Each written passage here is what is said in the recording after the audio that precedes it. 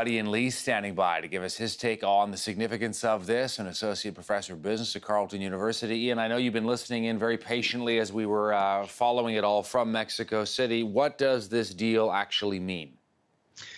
This is actually fascinating because I and many others have referred to this as NAFTA 2.0, contrasting it with NAFTA 1.0, which was the original NAFTA of 1993 between Mulroney and the Mexican government, and of course, at the time, Bill Clinton. So we called the new agreement that was negotiated NAFTA 2.0. However, now that the text has been released today, we now realize these weren't a few little tweaks in the appendix, as an addendum, as they like to say. This was a wholesale revision. I'm going to go out on a bit of a limb here and call this NAFTA 3.0. This is the new NAFTA to replace the previously negotiated of only 2 years ago, new NAFTA. There are serious and major changes in this agreement, mostly targeted to Mexico. Yeah, we're going to bring up, if we can, some of the changes that we've outlined here, Ian, as you were speaking. And let's talk about that, the changes to Mexico, because we know this is something that Donald Trump has talked about a lot, that unions in Canada and the United States have often said it's simply not fair, that, you know, companies are leaving Canada and the United States. They're opening up plants and factories in Mexico. The workers down there are not paid what they're paid in Canada or the U.S. They don't have the same benefits and protections as well. And there's sort of been, and I believe the expression was, a giant sucking sound out of Canada and the U.S. down to Mexico. So this new program, this new deal will toughen up those labor laws and bring more rights to Mexican workers, correct? Yes, you are right. Todd, I've been very, very fortunate in my career because I started teaching right after the wall came down in 1989 and 91. Why I'm bringing this story up at all is I've had the fortune and the privilege of teaching around the world in many developing countries, including Mexico. And what I've learned in the last 30-odd years is that the countries with the highest labor standards, the highest environmental standards, the highest health standards, the highest standard of living are in the wealthy Western countries, the OECD countries, countries like Canada. And it's not because we're better, it's because we're rich. And environmental protection and labor protection and so forth is very expensive. We've got the money to afford it. The problem with developing countries like Mexico, as Exhibit A, when they join a trade agreement, is that this is then the Canadian unions and the American unions start to scream because they say, wait a minute, the labor standards are much lower there. The wages are much lower. The environmental standards are much lower, so they have a competitive advantage. And so what they're doing through the Liberal government of Ottawa, give them credit, the Nancy Pelosi's Democrats, is they're using the force of law through a trade agreement with a country that really, really wants to have an agreement with the United States. They're absolutely dependent on the United States. So they're using that leverage over Mexico to say, look, we're going to force you up the curve, so to speak. We're going to force you up towards those much higher standards that are in Canada and the United States. This is not about being ethnocentric. This is a hard recognition that low-income and middle-income countries, Mexico is a middle-income country, just doesn't have the same resources, although they've been growing very quickly.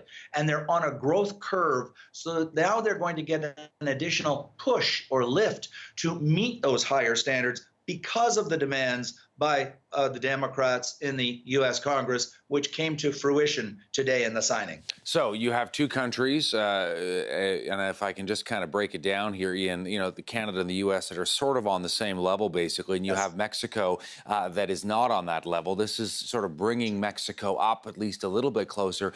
Do you think unions and people who have called this out for years are going to say, okay, you know what, this will be somewhat of a more level playing field for all three countries? And will it persuade companies to either stay in Canada and the U.S. Or pay their workers more in Mexico?